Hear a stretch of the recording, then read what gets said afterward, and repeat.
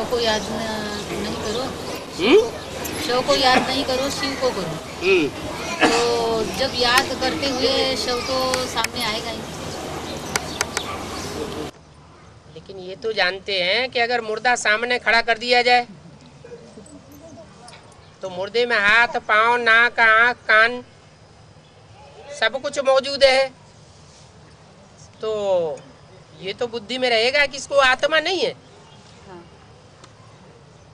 आत्मा नहीं है और फिर भी हम उस मुर्दे को याद करेंगे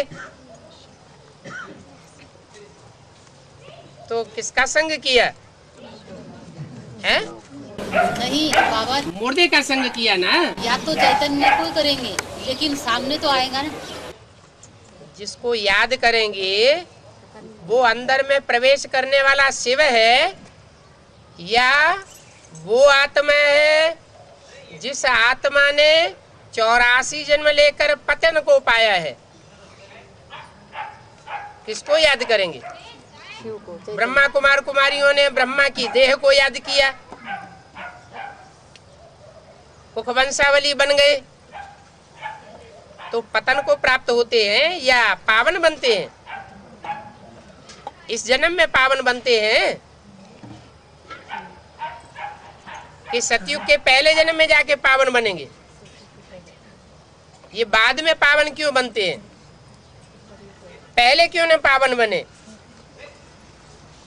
क्योंकि अंदर में बैठा हुआ जो शिव है उसकी वाणी की ओर ध्यान नहीं गया।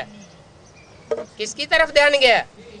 ब्रह्मा के चेहरे मोहरे की ऊपर ध्यान गया, कंसंट्रेशन वहां हो गया। इसलिए ब्रह्मा के बाद की प्राप्ति उनको होती है। जो शिव से डायरेक्ट प्राप्ति होनी चाहिए वो नहीं होती। ऐसे ही यहाँ भी पुरुषार्थ कराने वाला देहधारी आत्मा है या उसमें प्रवेश करने वाला विदेही है?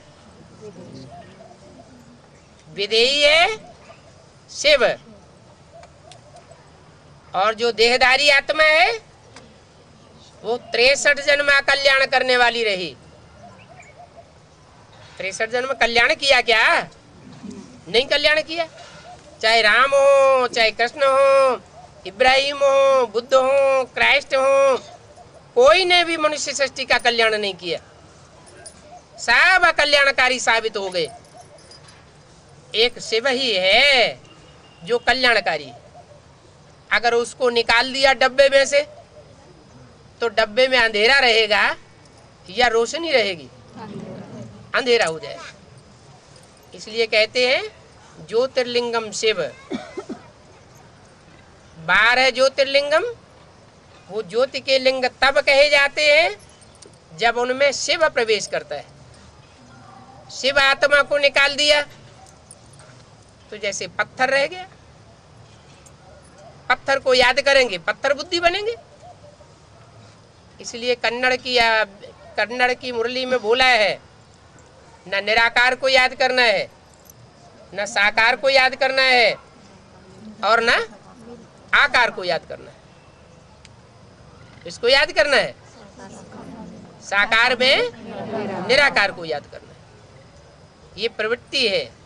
हमारा ज्ञान सारा प्रवृत्ति मार्ग का है और याद भी हमारी प्रवृत्ति की है। और